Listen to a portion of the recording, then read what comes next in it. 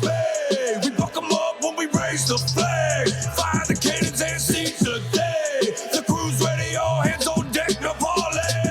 Down in Tampa Bay. We buck 'em up. We buck 'em up. We buck 'em up. Down in Tampa Bay. We buck 'em up. We buck 'em up. We buck 'em up. Down in Tampa Bay. Sam? What is up, Bucs Nation?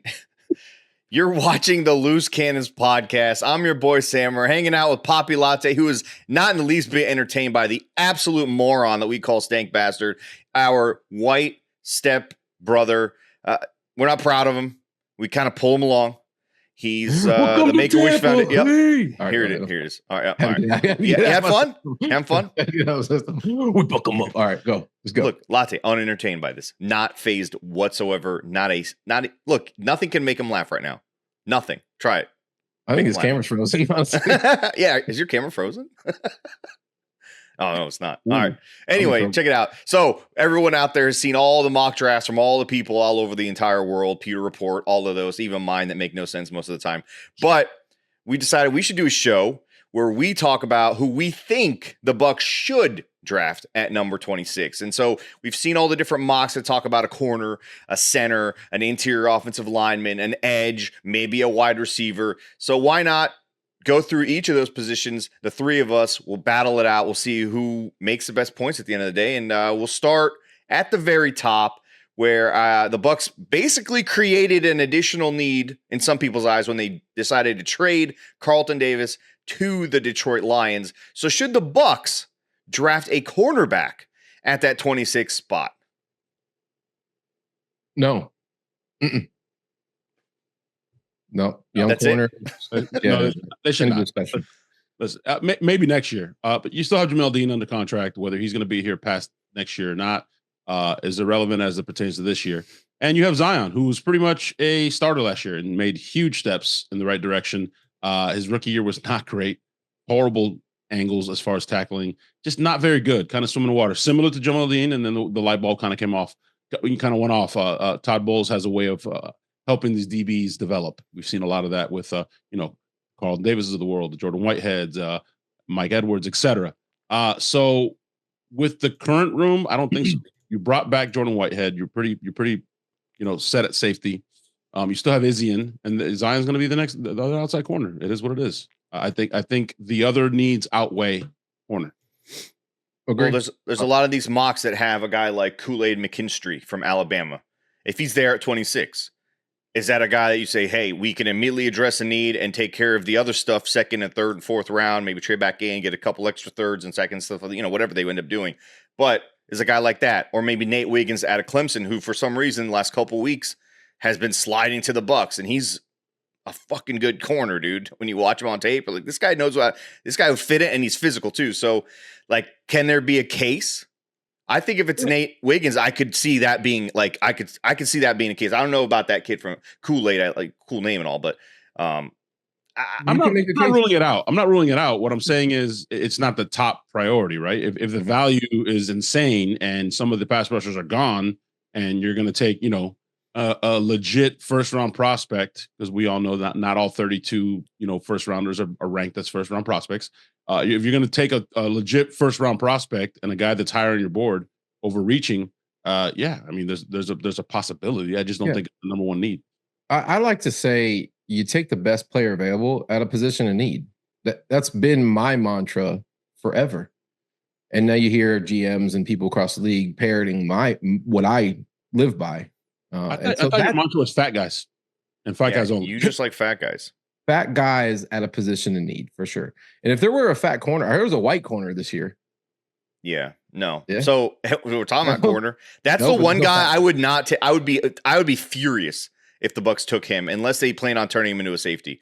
Who's the safety that's buried in Raymond James still right around the 50-yard line? One Chris Canty, as I call him. Canty, yeah, because he can't do much right. Yeah, exactly.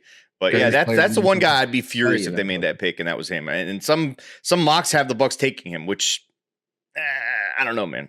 And whatever, it is what it is. But all right, I agree with you guys. How fun as it would be to have a guy named Kool-Aid on the team, and TJ Tampa and Chop. Tampa, really great. They're great names. Tampa's the guy I want. I want me some Tampa. That'd be dope.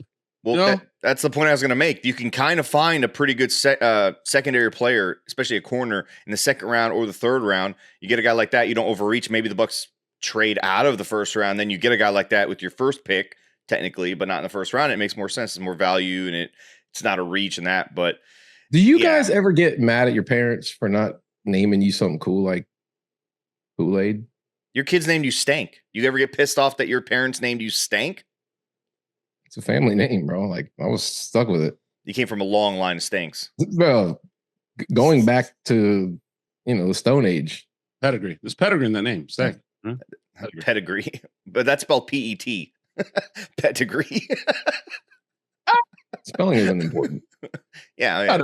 It's irrelevant. But there, somewhere out there, there's like a Stankonius with a monocle and a top hat. He's the first stank bastard to own property in America. Are you talking about like when they chronicle Doc from fucking Back to the Future? Stankonius Octavius III, bastard. The first owner of land and property in America for the Stank Bastard clan. And he's, how do you do, sir? Look us up. Look us up. Oh, check the sheet. You better check my stank. Check my stank. On some real hard hitting questions here. If you draft a guy like Tampa, is he going to get confused when we do the Tampa base like chant? No, he needs to. Does that hype him up? Does that give him like extra juice? No, that makes him play better. That's like better.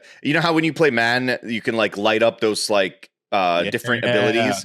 We start doing that. The little fire thing like lights up underneath him on the field, and it's like, oh shit. Like anytime we need a pick, we just start doing the Tampa Bay chant, and now TJ Tampa just getting hands on balls.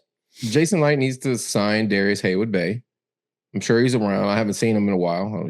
He's make him a coach. Bring him in as a coach. Make him a coach, and then when you do the chant, you show they're doing the chant on the big screen, and we all have a good laugh. Yeah, you're an idiot, man. All right. That's an awkward laugh. Yeah, jeez. I agree with you guys. I'm with you that I said in the very beginning, I don't think I can name a corner in the league that's a dominant corner that was drafted in the first round outside of Sauce Gardner, right? A lot of those guys just kind of get found most of the time, and it takes them a little bit of not ever. I mean, recently. Oh, hold recently. on. Recently. Down, recently, maybe, but I mean, corner. I didn't say ever. I said recently. Corner is one of those positions, man. Pass rusher, protect the quarterback, get after the quarterback, corner. But if you have a good pass rush, your corners look. Rodney Barber, not a first rounder. I mean, I want to. Where's no Jalen let's Ramsey, go back to there's no Champ Bailey. There's none of those guys in this draft. So Jalen Ramsey is another one. That's one for sure. Champ? But the Arizona one that we wanted here that Bruce Arians drafted, I believe. Patrick Peterson? Peterson? Yeah, dude, that was like over 10 years ago. That's what I'm saying. Recently, I don't see him happening where you could get more value just getting a guy later on. Plus, I think they struggle as a rookie either way, regardless. I think Sauce Gardner. Has Donnie Abraham not taught us anything? It doesn't matter who's lined up outside. If the pass rush isn't there. Yeah, I agree. It doesn't really matter. I mean, I'm kind of with Stank anyways. Corners are kind of overrated. I mean, Trey Palmer came in here and he toasted Sauce Gardner in those joint practices. I'm with you guys. I agree. Just toasted his ass. It was a beautiful thing to see. So no pass rush. The next one that everybody has circled and everyone is enamored with, it's the center position. Okay. Everyone says the Bucs need to upgrade at the interior offensive line, and they start immediately right at the middle of it all. The center position. I know you love JPJ Latte. I know we've got away my pick. Zach loves his nephew, I think it is, Zach Frazier. Some people have Graham Barton out of Duke circled in as a possible guard / center, kind of, he's a guard. Okay, so all of that. Well, I've seen people say that he could eventually become a center because he's had it in his past. But either way, let's focus on the center position. Should the Bucs draft a center at 26? Yes. I'll let you go, Latte, because I know my answer. Yes. Why? Absolutely. Why? Jackson. It's Jackson Powers Johnson. And that's it. I only have eyes for that guy. Everyone knows I get a draft crush. Everyone knows I have a type. No Diddy. Should I say that? But everyone knows I have a type, and that's my guy. The fucking badass. Anchor the center of the offensive line. We miss a little bit of that attitude. We miss a little of that chip on the shoulder. We miss that guy that just sets the fucking tone on the offensive line. You know what I mean? We got tackles. Got him. We need some help in the middle. I love Bob Hennessy, my boy. No problems. I don't want any beef. I'm just saying.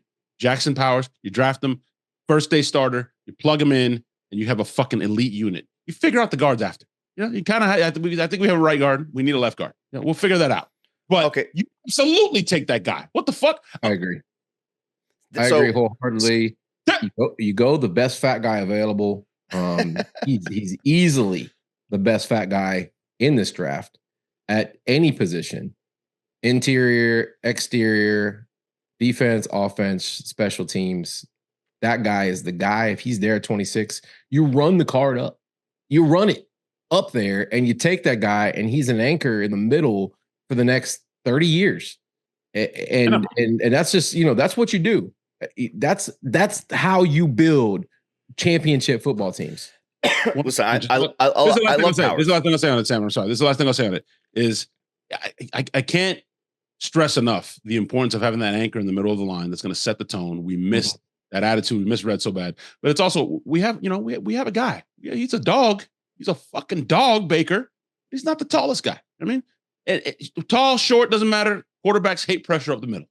As a matter of fact, our playoff game was ended because of pressure given up right at the middle, and Baker just kind of, I'm not saying it was a smart thing to do. We were given that possession and that chance because we created pressure up the middle as well with Kalijah Cansey on the previous possession with the Detroit Lions. So it works both ways. I agree. We need somebody to help Baker who's a little shorter. We need Baker to be special a couple times a game. But having him run around, that's how he got hurt. And he's playing against Atlanta fucking hurt, playing against Carolina hurt, ribs all banged. Sustainable. Not sustainable because he's a smaller guy. And a quarterback. You don't want a quarterback running around. So, I need Baker to be special a couple times a game. I don't need him running around to try and make a play just to get a goddamn completion or a first down because there's so much pressure up the middle. And that was a constant last year. So that's why I'm stressing so bad. We take Jackson Powers. Listen. Yeah. And can we please get Rachaad White hole? Get him a hole. Just get him a hole. Listen, I love Powers Johnson. All right, don't get me wrong at all. I think he is he is the next Red, but he's not going to be there at 26. I cannot find a scenario in which he slides past the Seahawks, the Cowboys, the Eagles, even the Steelers. There's just too many teams that would look at that guy and be like, "That is a stud." It's not a position that is typically taken. Steelers love those guys. What are you talking about? Eagles just lost an amazing center. I'm not saying that they don't need him, okay? But that's why I don't think Latu is going to be there at 26. You don't jump the gun. Mock draft until you your eyes bleed. Don't jump the gun. Good pass rushers. Don't jump ahead. Don't jump ahead. Don't jump the gun. What are you doing? We're talking about center right now. I'm just saying certain positions. Oh, hold on, no. Let me finish. Certain positions, you cut me off, motherfucker. I was the one talking. Certain positions slide. Certain positions don't. A center, you could see it sliding. That's what I'm saying. I could, but in the scenario where he's not there, he's the only center that I would be happy with at 26. Oh shit! Oh, Frazier! Oh shit! Oh, sorry. Listen, hey, love that kid too, but he's not a number 26 overall draft pick. There go our chances of fucking getting him on the show. Thanks. I'm just saying. I'm just saying. Okay, so. In the case that Powers Johnson's not there, you move on. You know why, Latte? Got it. The Bucs know they can find inside offensive linemen anywhere in the draft, and that includes the center position. I trust Jason, and Jason trusts his staff, and Jason trusts Jason, obviously, right? That they'll find that guy, and you know what? They might still be cool with Hainsey. Our boy Cornell said it best. Jason Light and staff can find a guard in a butcher shop in Iowa somewhere. He's right. I mean, or North Dakota, or North Dakota at a North Dakota State. Yeah. Guy named McCormick, possibly. I'm thanks on the phone and confirmed because I had beverages with the gentleman. Yeah. Brian Glazier has the same exact phone. The same exact. He does as a mobile phone. I'm on the phone with the owner of the team right now. Mobile phone, he can't believe that you just disrespected Zach. I'm a little blurry right now. You're blurry. You're doing a bit instead of actually having a conversation with us. I don't even know what I'm talking. You haven't been serious once this entire show. You started the show off fucking dancing around like a fucking clown. This is pretty much it. This is what we love. Yeah. So listen. I don't want them to draft a center at number 26, Latte. That's my thing. I think it's using a spot at 26 for a position you can find elsewhere. Obviously, he's a special guy. I just don't see him being there. So if he's not there, you use that number 26 spot for a better a Sam, more impactful, worthy pick. And I tend to slightly agree with you, except like you said, basically what you said, where Jackson Powers is unique. He's an outlier, right? Yeah. But do you feel the same way about interior offensive line as well? Like, let's say it is Barton that's there. Yes. Yes. What if there is no Latu there? I mean, are you going to reach on a inferior or a lesser rank? No, I think in that case you have to maximize value, and that's when you trade down. If you say, listen, no, somehow all the guys on our board are gone, can we get them at 33, 34, 35, move down and gain an extra pick? Hell yeah. Those picks, when Jason Light moves down, he usually moves back up using the stuff he just gained. Remember, he gained a pick from Detroit. So now he's got some cards to play. I think if your top 3 guys are gone and you could still get. I'm holding your feet to the fire here. It takes 2 to tango, dude. There is no trade partner. You have to stick and pick. Are you taking? That's never the case. That is never the case. Are you taking? That's never the case. What are you talking about? Think about it. Like the Chiefs. The Chiefs, for instance, they're 32. If they can go up and get a guard, I'm holding your feet to the fire still, dude. If you have to stick and pick at 26, are you taking the guard who is higher ranked? Or are you taking a lower ranked inferior pass rusher just for the sake of taking a need? I would draft at need. Yeah, I would take an edge rusher. Because then I would be getting the best edge rusher that I would miss out on in the second round if he's on my board that high. And then I can get a guard. You took way too long to answer that question. I had to think it through how I was going to word it. You're talking about guards? I'm not taking a guard. Every fucking round. I just said I'm not taking a guard. You're not going to pass on one of the top 5 pass rushers. I just said that. Ranked underneath. No, you took too long to answer that question. I was trying to figure out how to word it. I'm not like you. You'll just spit shit out with an avalanche of nonsense. It's just vomiting in the mouth. Yeah, and you're humping the camera right now. You're so close. The difference between you is what you think what you're saying is important, and it's not. And I know that. So, wow. So, all right. So we're kind of 50-50 on that center position, basically at that spot. If it's JPJ, I feel like you got to do it. I think the only scenario where I would upset Stank Bastard. And because God forbid I use my brain and I have to think for 30 seconds. You know what I mean? Yeah. He doesn't do that. He's not used to that exercise. You know what I mean? The only thing that would make me pause and have thought is if Latu was sitting there, and it would be Latu. As much as I love fucking Jackson Johnson, you got to take the fucking. And so that's even the next topic, right?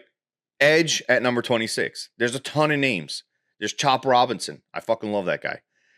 There's obviously Latu. Guy's a monster. I think it's those two. If those two were there, you got, especially if it's Latu, man. He's just damn good. What about your guy? You're a huge Florida State guy. What about Verse? Verse? If Verse is there, you take Verse. I just, for some reason, don't see him getting past the Eagles. I don't see him getting past. He could be like a top 10 pick. It just depends on how it all plays out. If there's a run at quarterback, there's a run at wide receiver. However it ends up playing out. But if he's there, I still like Latu more than him. Agreed. I'm going to interject. I mean, we're bouncing around here. Listen, it's loose cannons. We're fucking loose. Mm-hmm. We're loose. You mentioned a position there. What if a receiver's sitting? Be hard to pass up. So what if over edge? Over edge? Over edge. What if Coleman is sitting there? What if Leggett is sitting there? No. Yeah, Leggett a long tooth. No. You've already those wide receivers, again, you can make players like those look better if you have a good offensive line. You can make secondary players look better if you have a good defensive line. Starts in the trenches every single time. I hate to quote Stank. You go for fat guys, man. Edge guys are considered fat guys, in my opinion. You go fat. You go edge. So you'd be mad. You would be mad if the first 2 rounds played out Keon Coleman and Nealand. You'd be upset? No, you're taking it out of context. I'm not saying I'd be mad. I'm saying if Latu is there, you can't take a wide receiver over him. Or Fair. Chop. I wouldn't either. Okay, that's what I thought you were asking me. Would I be mad if those guys aren't there and Brian Thomas Jr. out of LSU's there? He ain't gonna be there. Okay, nice. But if all those other guys are there, somebody's got to slide down, right? True. Or Xavier Leggett out of South Carolina. Yeah, I get it. I want blood because it's the Buccaneers, and anytime you draft anybody from the state of Florida, I want blood. Keon Coleman's the guy, bro. Keon Coleman's sitting there at 26. Chop's gone. Latu's gone. I mean, Jackson Powers is gone. Then you trade back.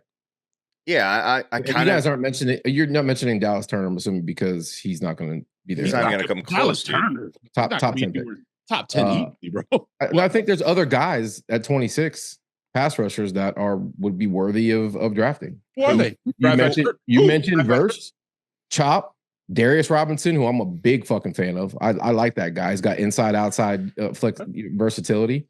But I don't think because it's such a deep receiver draft, and there's a good chance a lot of them are going to slide to us at 26. That's the scenario where you trade back. Did you guys see the mock draft that came out? I want to say it was PFF. It was somebody. It was a reputable site, and people were losing their shit yesterday. They had us taking Xavier, the receiver, the guy, the fastest one at the combine from Texas. Like, what the? No, at 26, 26, bitch. Are you nuts? No fucking way. No. But and Stank, you touched on that Darius Robinson kid, who I like too. I watch him. You listen to him talk. His interviews, like he kills it. The RAS score. But the RAS score is the one thing that makes you say Jason Light's not going to draft him at that spot. But it is a 26 spot to where you could say, you know what? Could you take a chance on a guy like that, like you would a Latu with the injury history at 26? It's not too premium of a pick where you say, you know what? Let's throw the RAS score out the window and look at his tape only and see what he does. But I think I don't know if I would take him there. He's more like a top of the second type of guy. But you trade down. If that's your guy, you trade down, you get him later, you gain a pick. Why not? For those that don't know, Sammer, can you please elaborate on what RAS score stands for? What's the acronym? So it's basically it sums up this athletic score for a player based on their test, their combine, their pro day, things of that nature. And then it basically puts them in a ranking 1 to 10 on a scale of 1 to 10 on, like, I don't know, the last 20, 30 years of that player at that position. So if your RAS score is an 8, you're at 8 out of 10, which is a pretty fucking good score. 9 out of 10. What's his name? Braden Fisk out of Florida State was like 9 point something, which is insane. He was like top 5 or 6 in for interior defensive linemen over the Raz's history. So it's a score that matters, but it also doesn't matter after the first round. Huh? I wonder what Cansey's was. Not that I'm trying to put you on the spot, because I thought he was over an 8. So Jason Light, I think Pewter Report had an article that came out where they kind of go over some, tendencies from Jason Light's drafting tenure as a general manager. And outside of the first 3 years, you can see that he kind of hones in on a certain pattern, and he goes 8+ every single time in the first round on RAS score. Second, third round, those RAS scores kind of get thrown out the window because you're taking more chances and looking at tape, take everything into consideration. But you can't take a guy Robinson, who's got such a bad RAS score, when that's kind of something you want to lean on athletically, because more often than not, that RAS score translates to actual success at the NFL level. Better chance than the guys who have lower scores, if that makes sense. Not a guarantee, but they have a better chance. And it's the opposite of what you said. In the third, fourth, fifth round, you're going to take a guy who maybe is slipped because of his athletic ability, and maybe his tape isn't that great. That's what I'm saying. So, you could take a risk. This isn't anything new. This RAS score, whatever you want to call it, these analytics. It's not new. No, love to try to just compartmentalize it and turn it into a number. No, Stank. It's a real thing. It's an actual pattern. It's an actual pattern. I know what it is. It's still tape first. Ask any coach ever. Tape first.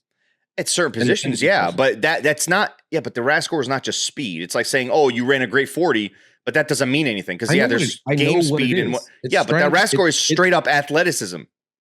You want to draft an unathletic edge just over tape and not his actual athletic score that's been compiled over all the different drills that he can do? I'm going to draft a guy whose tape is good, who has a good athletic score. Now, if another guy happens to be 7 points higher on his RAS score, but his tape looks like shit, guess what? I'm going to take the guy who's shown it out there and who's played against competition and who's beat guys who matter, who are going to be in the league, versus some fucking score that some nerd like, oh my God, no, fuck that. The GMs look at the RAS score. It's not a make-believe thing. But you're putting it at the top, like that's what matters. RAS and then everything else. No, I'm not. I'm saying it's that plus everything else, and they don't ignore it. Everything else plus that. No, they don't ignore it, dude. There's a track record. They ignored it. But you're saying that they eliminate anybody who doesn't fall into that category, and that's just not the case.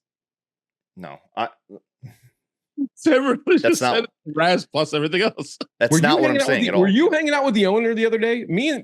Hey, do we really want to talk about who was right and who was wrong? You want to do that? Talk about that. You want to do that, Stank? You want to do that? Because I don't think you want to do that. We can't do that. We can't do that. One.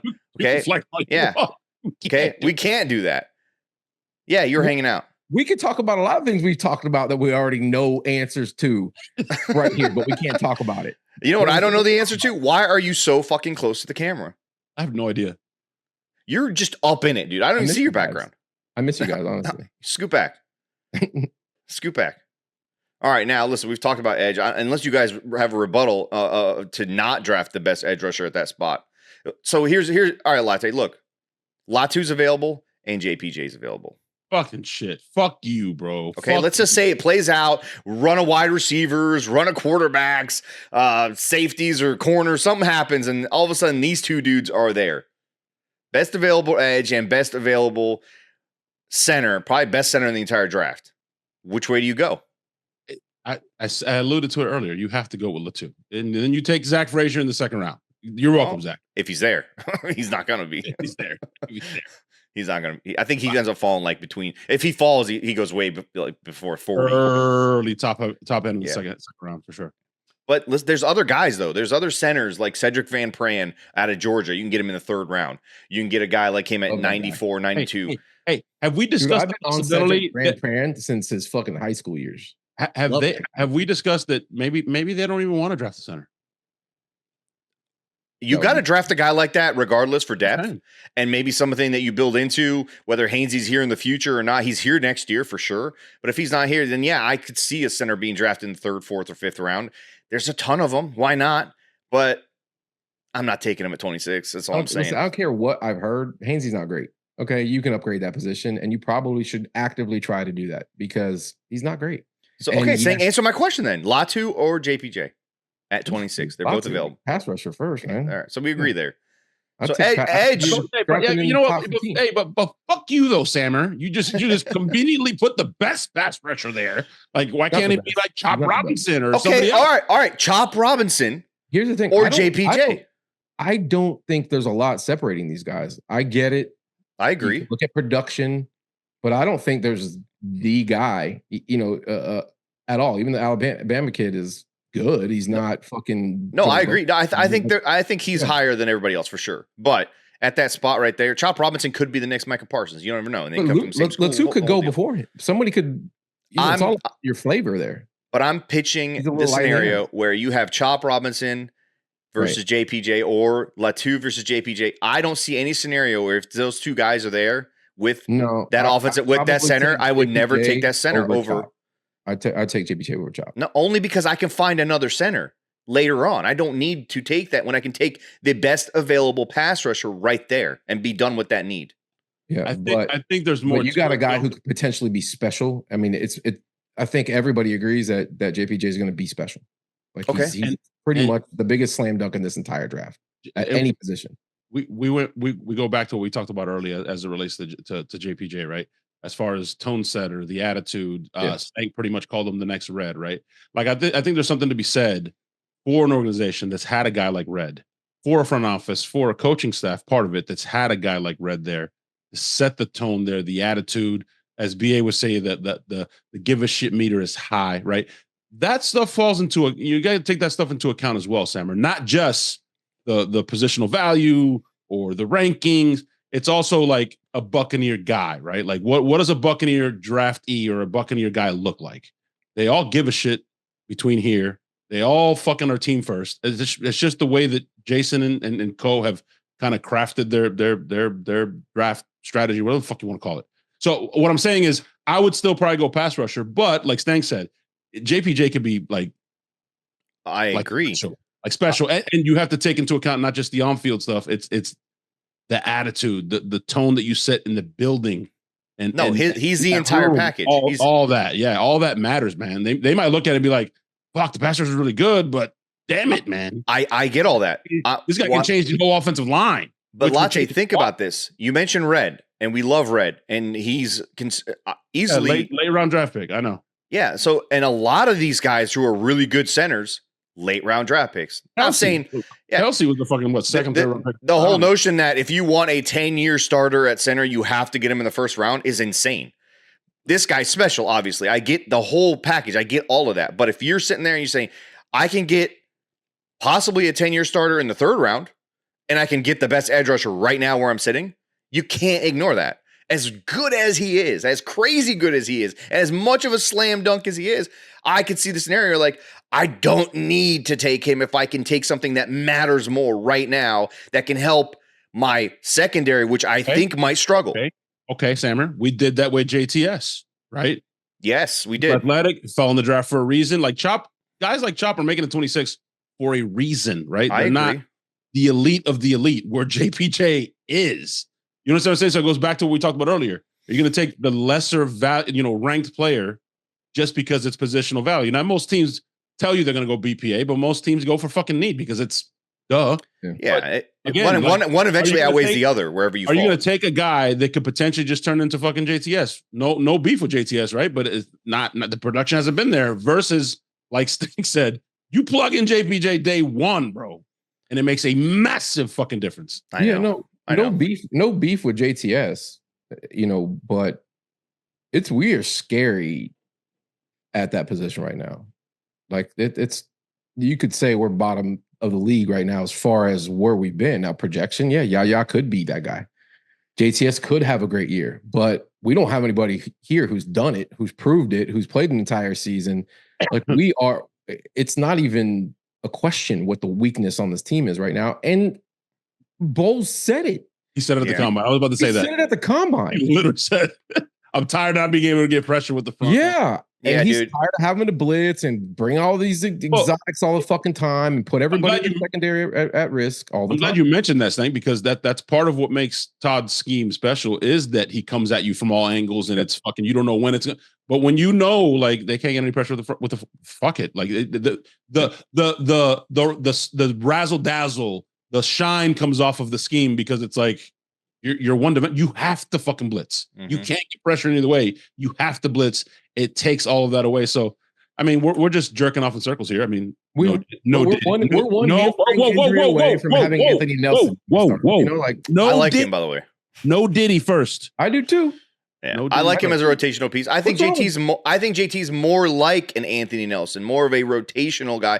He's not going to be here after next season unless he explodes and has some 18 sack season somehow, which even then they might be like, I don't know, man. He only did it once. So, but it's a massive need. And then, like you said, Latte's perfect. They brought Jordan Whitehead back for a reason, not just to help in the secondary in terms of being able to cover up on the back end when the pass rush does not get there, but he helps in the run game as well. He helps along the line of scrimmage and then gives him more versatility.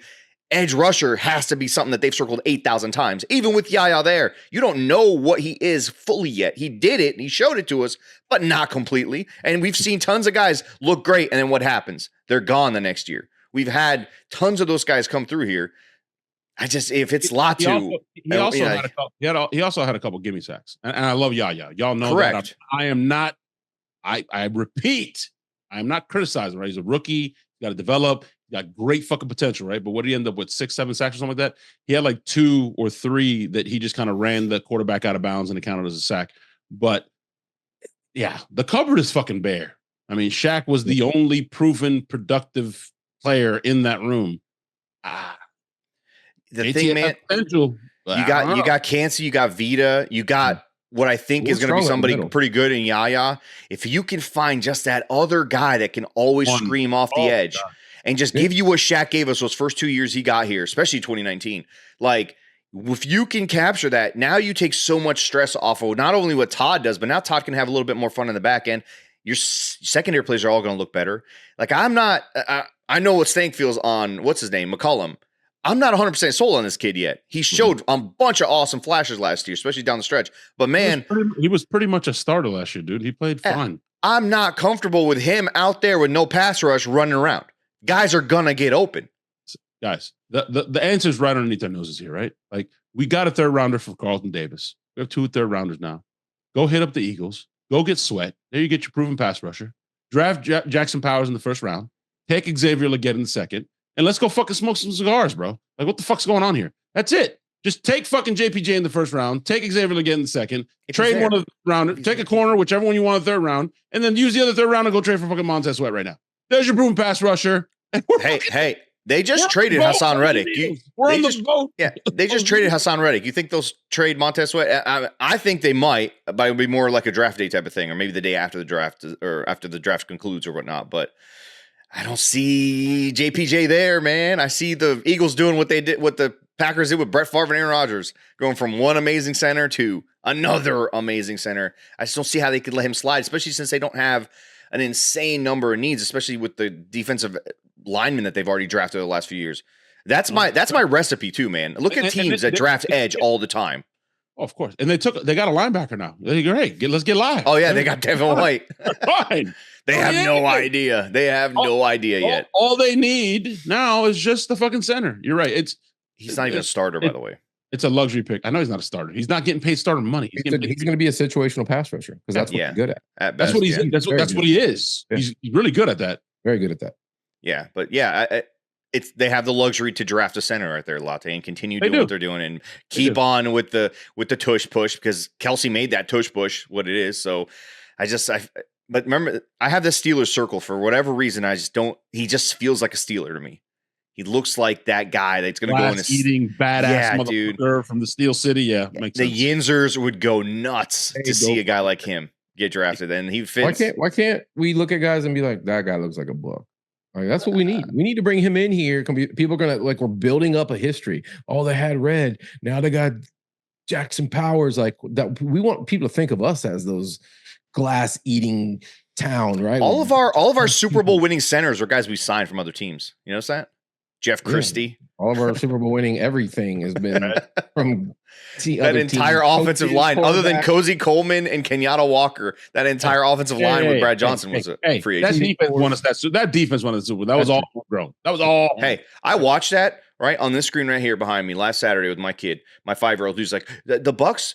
I never saw the first Super Bowl. I'm like, you're gonna sit down right now. We're gonna watch this game all the way through on YouTube, right? And hey, listen, that offense was amazing in the Super Bowl. They were phenomenal. They were just so damn. They were on it, dude. Outside of that first driver, they threw the pick. Obviously, tip ball is the whole thing.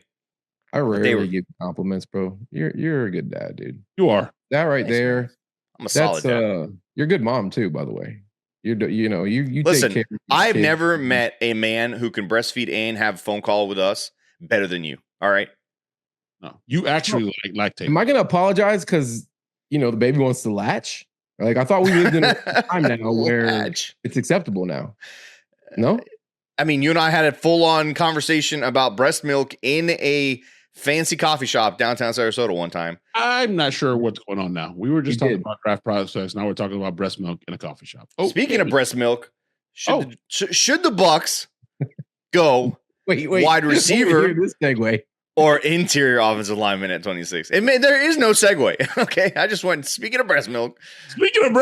You know what they say. You know what they always say. When wide receivers get in the league, the first year as a rookie wide receiver is like drinking from breast milk, right? You're just trying to suck a tit a little bit at a time. You don't want to overdrink. Like you don't want out of a fire. Instead of a fire hose, you're drinking out of a tit. This is what I'll say about this. You said interior offensive line, right? As in guard, not center, right?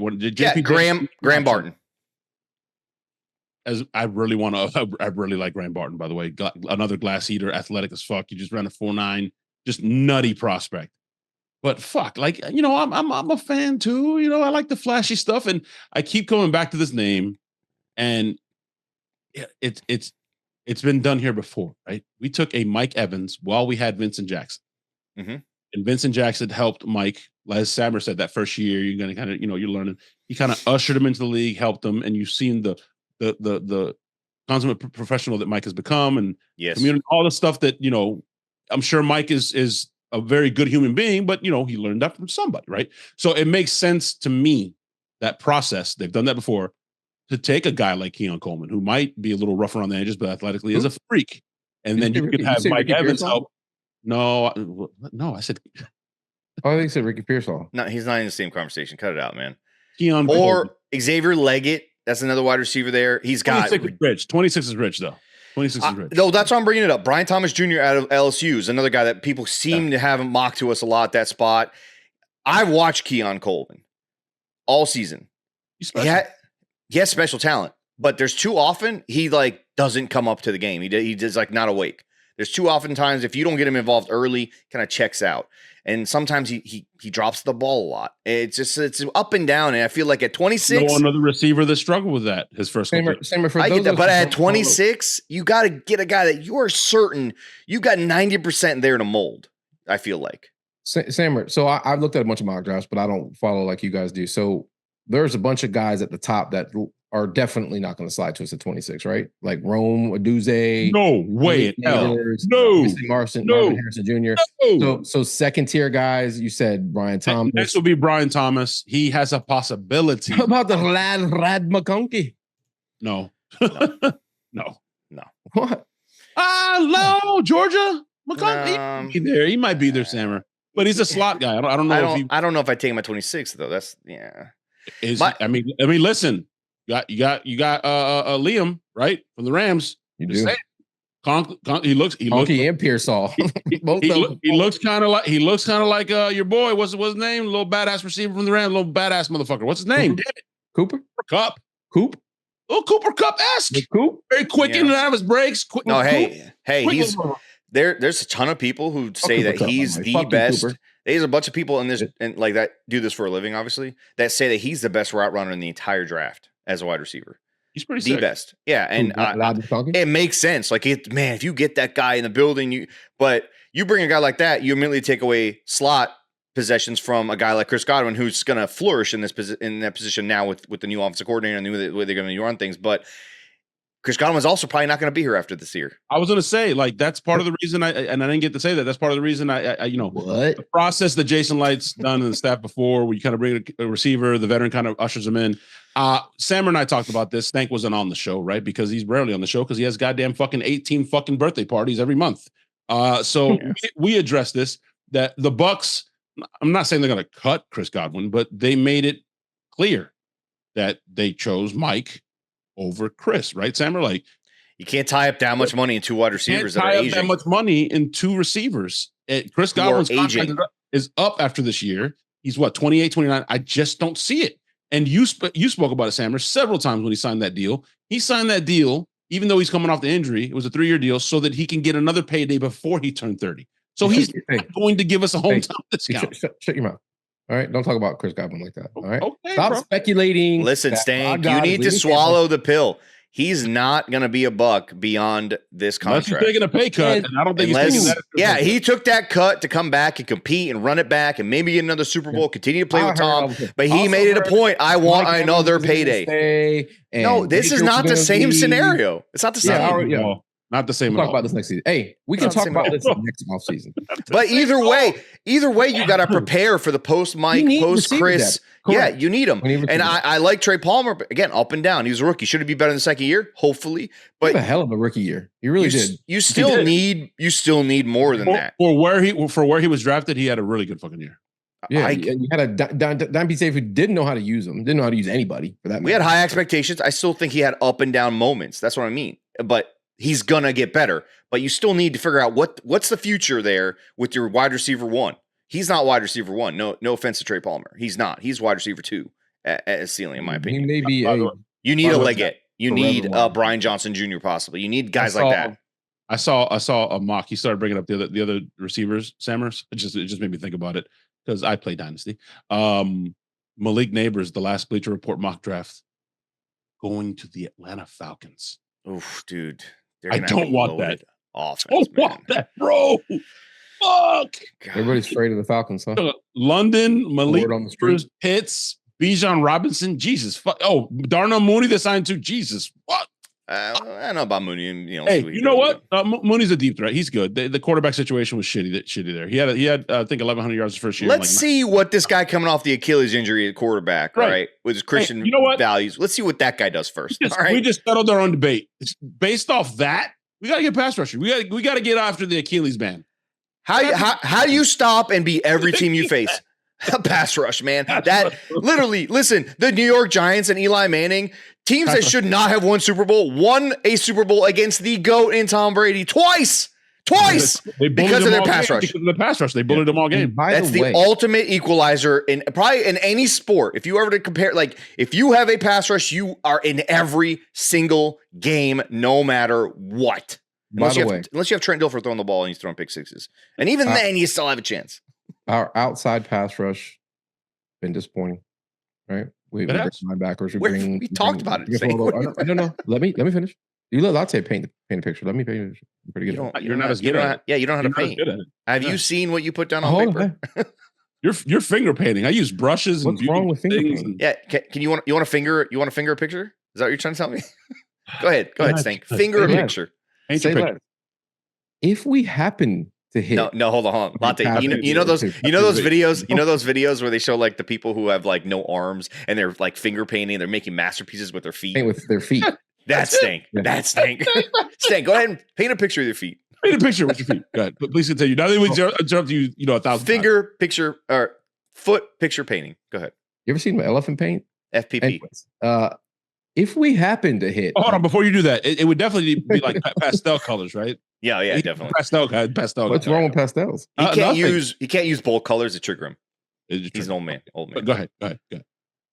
He's gonna be in the old folks' home one day, and they're all gonna be sitting at the table, doing their fucking paintings and shit with the watercolors, and Stank's on the floor with his feet. Hey, look what I did!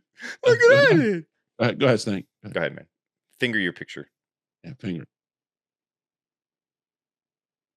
He doesn't remember what he's gonna say. I remember. I'm just waiting. Go ahead, man. Yeah. Give it to Are you guys done? Floor is yours. I'm never literally, the floor is yours. The floor is yours. Yeah. If we happen, speaking of that, Sam, I need you to redo this picture for me. Speaking of pictures, I agree. We're doing this one. I agree. Time for an update. Why don't you have Stank paint that for you with his feet? He could. Yeah, I get him. Good. Bro, I will come up. Can you get to your point, Stank? What the fuck, man? Can you please, bro? Can you get to your point? Can you arrive at your point, please? Or do you need GPS? If we happen to hit on an outside pass rusher with the interior guys that we have, like Kalaji Kansi, pretty fucking special. Yeah, hopefully Vita's been growing his hair back all off season because I don't want to see. You made us wait for a point that I already made. Vita ever again. Water is wet. What did I already said this. I literally said we have Kalaji Kansi, we have Vita Vea, we have Yaya. We need one more. I said if we happen to hit, watch the fuck out. Okay. Right? Now listen. You want to attack these old fucking washed up quarterbacks that are in this division, and that other kid in Carolina who doesn't deserve to be playing that position. You want to win this division handily. Yeah, that's where you invest, and you continue to invest and invest and invest and invest. You want to make sure Dave Canales gets fired after 2 years. You get an edge rusher in this. No, draft. He's in there for the long. He got a 6 year. He's in there. If Carolina does what they do, don't matter. Dave's not going to survive the season. They gave the last guy a 5-year contract. He was fired after like 8 games. Yeah, no, but this owner's finally starting to realize I'm spending a lot of money on stupid shit. People that rich don't realize those things. And nobody wanted that job, bro. I know, but people that rich don't say, "Man, I've really been spending a lot of money on XYZ." They don't say that. They say, "You know what? I need to spend more fucking money on XYZ." Now, 9-piece babies have been a little out of pocket lately. So we've made some good points on wide receiver, right? I feel like that one's you could make a legitimate case for wide receiver, but everyone loves this Graham Barton scenario that's played out, and now his stock is rising even higher. Now he's not even going to fall to the Bucs in some of these mocks and what people are projecting, right? And I'm starting to think, I wonder if that was Jason Light making sure he went up so he could have someone else come down. You never know how it works, but I'm not a fan of taking anything interior offensive lineman if it's not a center, and it's that one center right there at 26. Guards, bro? No, we're talking offensive lineman or wide receiver at 26. Is there a possibility? Guard at 26. I agree. I can't believe it took me this long to have this epiphany. I got it. You take a fucking running back. Oh no! Here we go. You take a running back, baby. Oh no! We made it to the annual. I don't think I can. We made it to the annual Poppy Latte running back. Yeah, crush. I can't name 3 running backs in this draft. Weird. Yeah, Latte. Name a running back you would take at 26 for the Tampa Bay Buccaneers.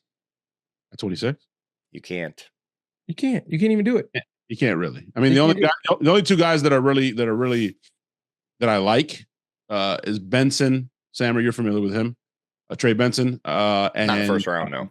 No, that's what I said, not first round. And Brooks from Texas. He's pretty fucking good, but he tore his ACL. But we have Rashad. We're taking Liam. Brooks is going to be a Cowboy. Watch, he's going to be a Cowboy. He's going to be a Cowboy. But hey, what about Lee John Johnson? B. John's younger brother. I'm good on that.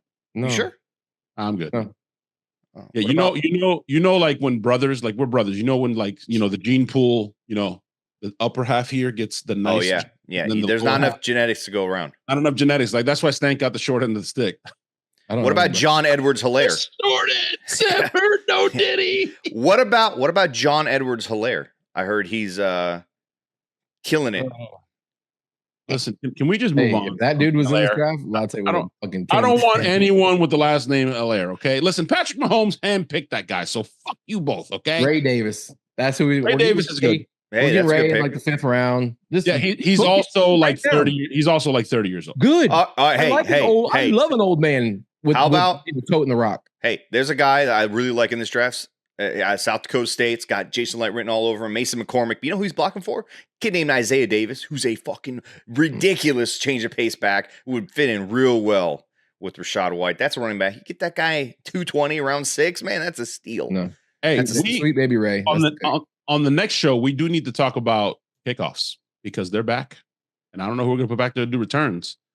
But every single opportunity, DT, we were like, this is the one, and it's never the one. And it changes things now. It wasn't the one for anybody, by the way. Yeah, but this time you just got to beat one. You got to get one block. That's what I'm saying. It's different now, man. I like Devin Tompkins there. Some speed, maybe Trey Palmer back there. I don't know if you want to dress it now for 5 minutes, but I'm saying like somebody with some speed that can make one guy miss. It's different now. Hey, how about that running back we just re-signed? I'm just saying. I'll take Church Shoes back there. You put Church Shoes back there. He doesn't slip. He's gone. He doesn't slip at all. He's gone, bro. He's gone. Sometimes guys like that. Go back there. Rachaad White would be good back there. Remember Brian Mitchell? That guy didn't look like a fucking kick returner. It was an incredible fucking kick returner. I mean, the guys who returned kicks for us really well outside of Michael Spurlock didn't look like kick returners either. You guys remember what's his name? The running back Aaron was Stecker, favorite, bro. No, Stecker was good. Clifton Smith, Aaron Stecker. We had Rabi Abdullah. He did pretty well for a couple years there too. You don't gotta look the part. Fuck the Panthers, by the way, for ending Clifton Smith's career. Oh my god, dude. He had a year there when they hit him. He had a year. So good, bro. He was so damn good. So damn good. On kickoffs, he was he wasn't the fastest guy either. He just knew how to set you up and fucking make you miss. And the stupid Panthers, he fucking called for a fair catch. I remember the bench is cleared. You stupid piece. You pussies. Hate the fucking Panthers. I mean, there's going to be little scat back type wide receivers that you can get in this draft that you could put back there as punt returners. Go back there. No. If we were talking about the draft, guys that you go in thinking, listen, he might not see the field offensively too much, but he's got the potential to be a kick returner or a punt returner. Somebody maybe push Tompkins or maybe take that job from him. Who knows? Like there's tons. I'm not saying make that a pick in like the first 4 rounds, obviously, but there's guys you could do that with. But there's value back again. In that position, which is it used to be nothing. Yep, that's what I'm saying. It mean you don't go to the bathroom anymore on kickoffs. Like some shit can pop off. I mean, unless you're Stank, he has that toilet built in the couch. Oh the lack of control and all that. The whole thing. Yeah. Anyway, I forgot to say, you guys need to hit the subscribe button at some point throughout this show, and obviously you can't go back to it. Yeah, and hit the like button for us. Leave us a comment. Let us know what you would do at any one of these spots that we just discussed on the left of the screen, whether it's DB, center, edge, guard, wide receiver, or I don't know, kicker, punter, who knows? Either way, leave those comments in the comment section. Hit the like button, hit the subscribe button. Stank, anything before we leave? Yeah, it doesn't really even have to be a comment about what we talked about. You could just say, I hate Sammer's face. You can say no Diddy. No Diddy. You could say that. This video is going to get flagged the number of times you said Diddy on here. Yeah, I agree. There's no way this video is going to be seen now. Demonetized, flagged, whatever. Yeah, Diddy's going to show up at my house. He's in Miami now. Hey, I'm just saying, I don't know if they were looking for evidence there more than they were just trying to make sure nobody found it. Go Bucs. Go Bucs. Draft an edge, please. Latios, go. Welcome to Tampa Bay. We fuck them up when we raise the flag.